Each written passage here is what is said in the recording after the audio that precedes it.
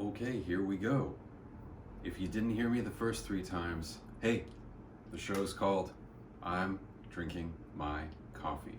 Stupidest name possible that I came up with on episode 1, and I can't change it now. I have to commit to the bit. And yes, it is a bit. This whole thing is a bit.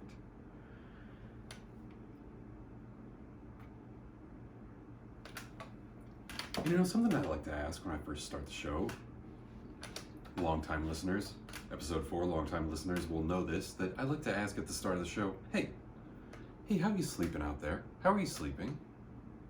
Hey, how's your sleep? Jesus Christ. Sitting in the creakiest chair of all time over here. I don't know if you can pick up on that.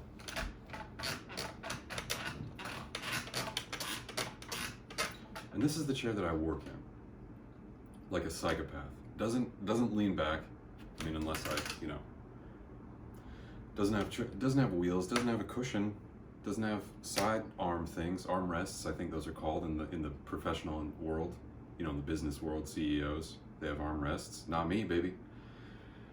Could have gotten one of those just $10 trash, like, rolly working office desk chairs that are in every office in America. Probably could have found one on any street corner in Portland any day of the year, and maybe one of the armrests, one of the side arms, maybe that was missing, but and it would have been soaked with rain and like moldy and stuff, but hey, not bad, it's free. But no, instead I go to the Goodlet, oh my god, they're gonna have my ass for that one. The Goodlet. I go to the Goodwill Outlet store. Now, if you're not familiar with this, the Goodwill Outlet store is where all other items from Goodwill go to die. They're just their last whimpering breath before they carry on to the great trash heap and then just get incinerated like in Toy Story 3. Except probably our trash doesn't get incinerated, it just gets shipped to China. And that's probably fine to do, and that's probably not going to be a problem for us later or anything, or for the entire planet or anything. But yes, so I go to the Goodwill Outlet, and I don't know if they do this in Portland. I haven't witnessed it here. I have witnessed it in Denver, Colorado, where they called it the Outlet World. I don't know if they call it that here. But they rolled out these disgusting giant blue bins, just the size of a dumpster basically, but more shallow and on wheels, and they're just scattered throughout the store. You know the place, come on, you know what the Goodwill Outlet is.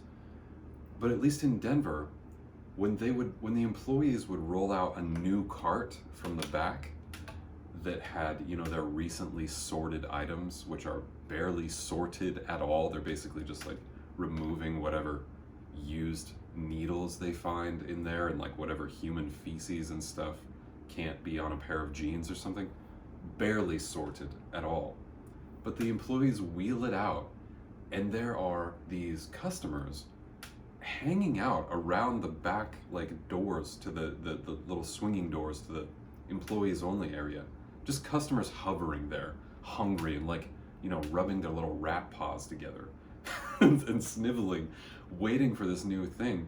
And so an employee would this doesn't seem real. This is not a bit. Anyhow, an employee wheels out the cart and they hold up their hand and they kind of like hold everybody off, like hold back the fucking, what are those dinosaurs from Jurassic Park?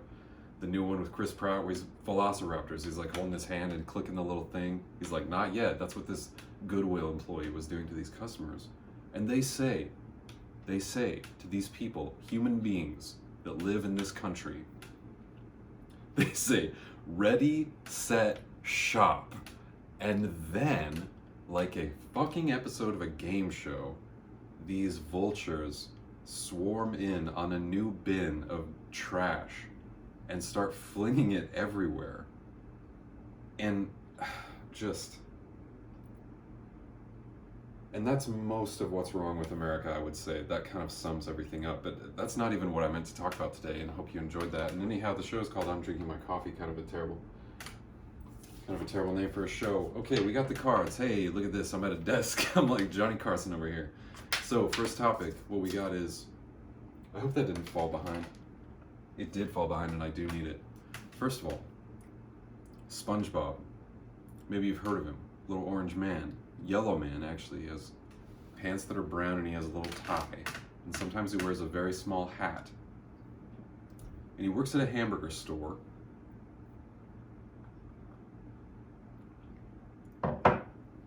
Now, I'm having this moment where I hope that I haven't brought this up before. I know I haven't on this podcast. Maybe I have on a live stream or something where I was painting and getting drunk, probably. But Sponge Man, Mr. Sponge, you know, his spongeness, his royal spongeness, as sort of Wayne's World might say. My daughter has consumed many hours of this show. And as a parent, when I'm in the other room making dinner or something, and I'm just, and she's watching a couple episodes of this, and I'm just hearing the show, one comes to realize how much of that show is just extremely annoying sounds, like shrill laughter, or, you know, whatever, and screams, laughter, explosions. I mean, now I'm not exactly criticizing it because there are some great bits on SpongeBob, but it is also like this Kafkaesque nightmare of just absurdity and insanity. Anyhow, the reason I bring SpongeBob up is because my daughter recently asked, how old is SpongeBob? And you would think that I'm someone who grew up when this show was on. You would think that would be a relatively easy question. And so I was like, oh, well, yeah, SpongeBob's. And then I truly had this moment of like, what the fuck? Wait a sec. How old is SpongeBob? And I know I could look it up immediately on Wikipedia, but who actually wants to know that? What I'm more talking about is what is the age that SpongeBob energetically embodies? Because he has a job, he's employed. He works at a hamburger store. He gets paid, he pays his rent somehow. Hey, doing better than most of us these days, you know what I mean? He has his little shoes, he has socks, he has Gary, he's able to feed a pet. But the bizarre thing is that SpongeBob does not seem like a teenager exactly. He doesn't. What I'm trying to get at is no age feels right for SpongeBob. If you say, oh yeah, SpongeBob is 15, it's like, no, he doesn't seem like a teenager, no. But he also doesn't seem like a 23-year-old or a 28-year-old or a 35-year-old or a 50-year-old.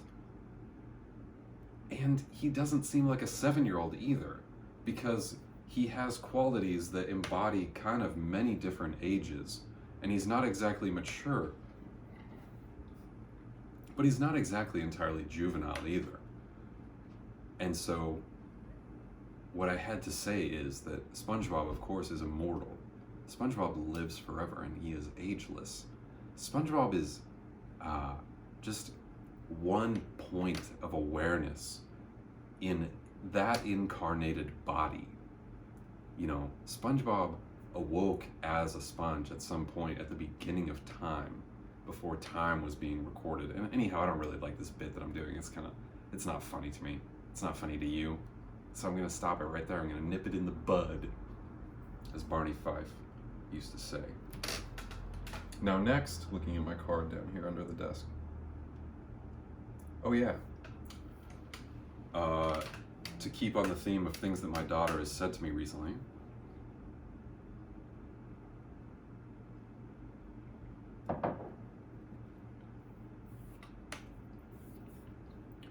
She's in 3rd grade.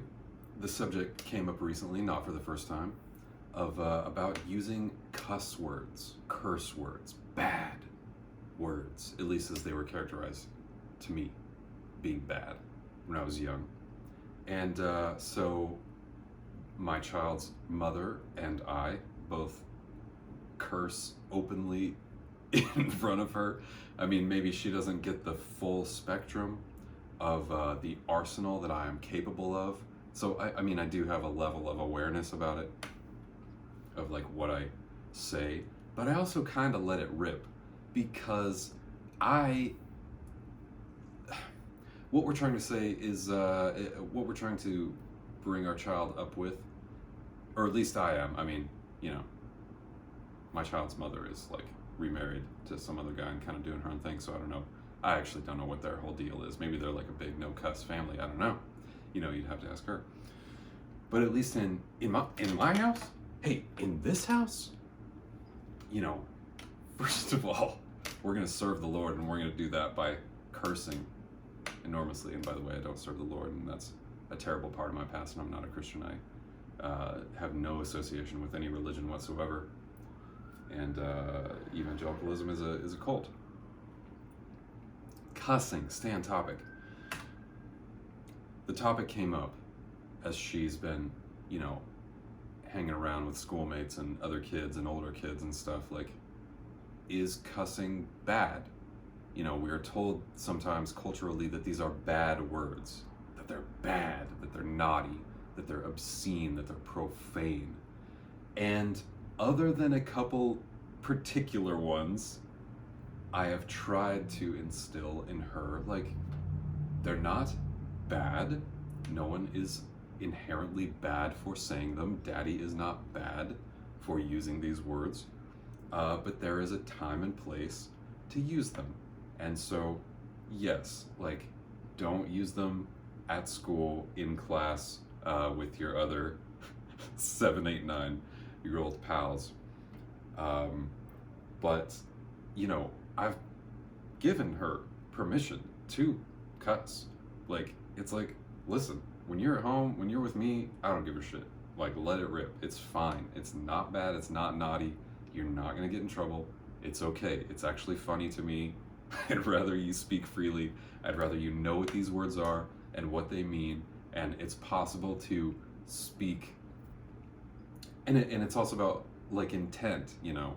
You can be horrendously unkind to someone with no cuss words, or you can curse excessively with malicious, mean-spirited intent, or you can be like, god damn it, I stubbed my toe, or whatever. And also you can have a wider span of vocabulary, of course. Hey, we're a literary family too. I read books. Hey, I've read books.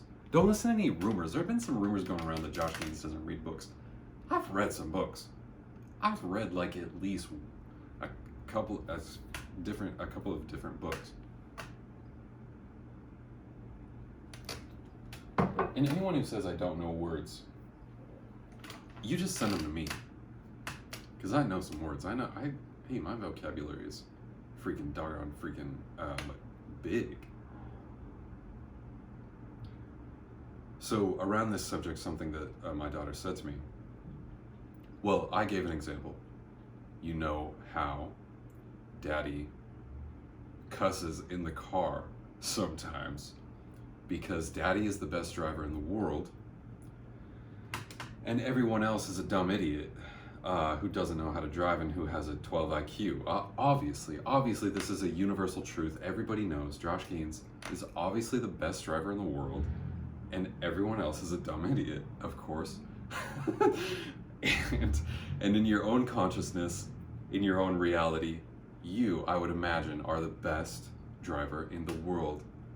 And you sort of, you take on this character also when you're behind the wheel of your motor vehicle, of like, everyone else is a dumb piece of trash. Just absolutely whacking themselves on the head with a wooden mallet like a cartoon because they are so dumb. That's how dumb the rest of the world is. Only when you're behind the wheel of the car. And has the person doing this podcast right now ever had a DUI? I don't know. Who even brought that up? I don't know. You know, what a silly thing to ask. So like I said, I'm one of the best drivers that's ever lived. I am currently the best driver alive. So yes, I said, you know how Daddy cusses in the car sometimes. And she said, you do that pretty much every day that we're in the car. And she's not wrong. I guess I didn't realize how frequently I had let this cut loose in front of my child. But yeah, I'm sure that she has heard some choice and creative combinations of all the cuss words except for one that I don't use, that only black people can say. And yeah, but otherwise the full span of English vocabulary minus one word is at my disposal. And so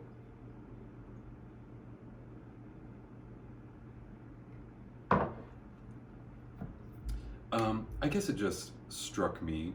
It was very funny. I laughed out loud when I heard this from her because she's right.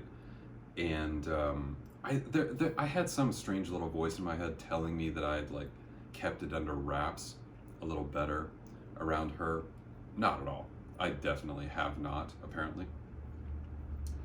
So, and I'm okay with that. You know, c'est la vie, baby, comme ci, comme ça. Not the proper use of that term, but whatever.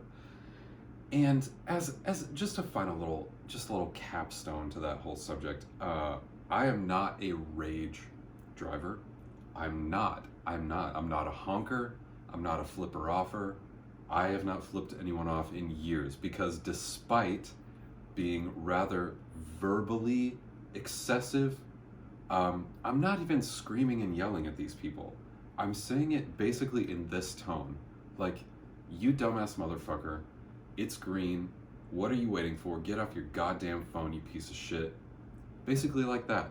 I'm not honking, screaming, rolling down my, yeah, die. No. So, I'm at least more of a zen than I once was. and in my younger years had a few sort of road rage moments go south. You know, nothing too extreme, nothing that put me in jail or ended in a fight or anything, but just enough to make me realize, you know, you never know who you're interacting with and what sort of firearms they have in the car and what their mental stability is. And so, you know, I don't need to flip anybody off. I actually don't feel the desire to give a hand gesture that says fuck you to another human being. I just want to berate them in sort of an even keel tone, excessively, in the safety and privacy of my glass and metal car, and leave it pretty much at that. And I would say maybe in a few years' time, when Josh is slightly more enlightened and mature and has done more meditation and like dealt with some of his trauma, that I'll be able to sort of let even that roll off and just accept every idiot on the road as just another piece of awareness experiencing itself, and just as a physical manifestation of my own being and embodiment in this whole oneness in the universe, you know. What are we at? 1836. That's a pretty great spot to stop. Next week, there'll be a guest. And it's fantastic. I might have said that last time, and that was still true. It's recorded, it just needs to be edited. No one's asking. Who cares?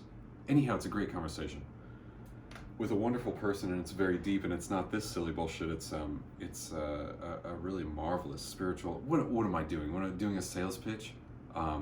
Anyhow, how are you sleeping? Take some melatonin, and don't look at your phone. And be kind. What is this? What am I trying to do? Anyhow, thank you for watching. Thank you for listening, you sweet, beautiful soul. Trying to think of a better closing note. What would Oprah do? How did Oprah close her shows? She was always just like, hey everybody. Oprah, what did she do? Hey everybody, I'll be back next week with a girl who, kind of a cool way to end.